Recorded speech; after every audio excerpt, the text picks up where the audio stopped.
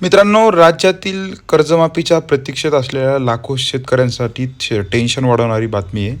तुम्ही बघू शकता, थकबाकीदार शेतकऱ्यांसाठी सुवर्ण संधी, व्याजात सूट आणि सातबारा होणार कोरा. तर मित्रांनो, सहकार मंत्री बाबासाहेब पाटील यांच्यामार्फत एक बैठक झाली आणि त्यांना स्पष्ट आदेश दिलेले आहेत की राज्यामध्ये OTS म्हणजे एकरकमी कर्ज परतफेड योजना हे राबवण्याचे आदेश दिलेले आहेत.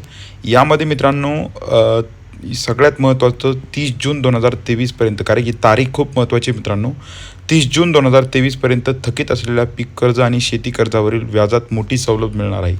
पीक कर्जाच्या थकीत मुदलावर केवळ 6% तर मध्यम व दीर्घ मुदतीच्या कर्जावर 8% सरळ व्याजाने रक्कम भरून शेतकऱ्यांना कर्जमुक्त होता येणार आहे.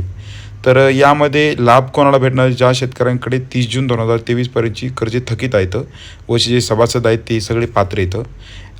योजना सुरू झाल्यानंतर 1 महिन्यात अर्ज करणं बंधनकारक आहे आणि 10% रक्कम पण भरावं लागणार आहे आणि वारसांना देखील संधी आहे.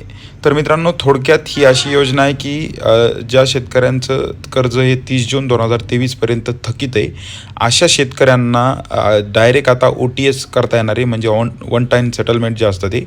यामध्ये मित्रांनो, तुमचं जे कर्ज आहे ते डायरेक्ट तुम्ही भरता आणि त्यावरचं जे व्याज आहे ते व्याज बँक आणि संबंधित ज्या पतसंस्था असतात त्या भरत असतात. पण मित्रांनो, सगळ्यात महत्त्वाची मुळात एक बातमी अशी आहे की आपल्याला माहिती आहे, राज्य सरकारने अहिल्यादेवी होळकर कर्जमाफी योजना जाहीर केली, ज्यामध्ये शेतकऱ्यांना 2 लाख रुपयापर्यंत कर्जमाफी भेटणार आहे. पण सगळ्यात महत्त्वाचा प्रश्न असा आहे की जर सरकारने म्हणजे बाबासाहेब पाटील यांनी 30 जून 2023पर्यंतची तारीख दिलेली, तर त्यानंतरच्या शेतकऱ्यांचं काय, त्या आधीच्या शेतकऱ्यांचं काय, हे लोक कर्जमाफीचा लाभ देण्याची मुळात राज्य सरकारला इच्छा आहे का नाही, या सगळ्या गोष्टी यातून क्लिअर होत आहेत मित्रांनो.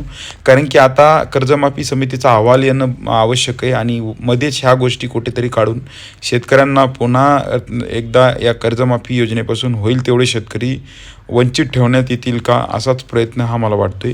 कारण की यावेळेला सगळे शेतकरी एकदम आतुरतेने कर्जमाफीची वाट बघतायत आणि कर्जमाफीची वाट बघत असताना मध्येच असा निर्णय घेऊन कुठेतरी शेतकऱ्यांना संभ्रमात ठेवणं आणि त्यांना कर्ज भरायला लावणं हा मुख्य उद्देश सरकारचा असू शकतो.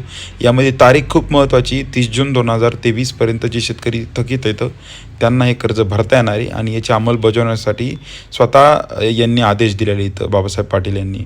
सो आपला एक हेतू असतो तुमच्यापर्यंत खरी आणि जेन्युइन माहिती पोहोचण्याचा. आपला जर व्हिडिओ तुम्हाला आवडला असेल तर कृपया चॅनलला सबस्क्राईब करा, या व्हिडिओला लाईक करा. धन्यवाद.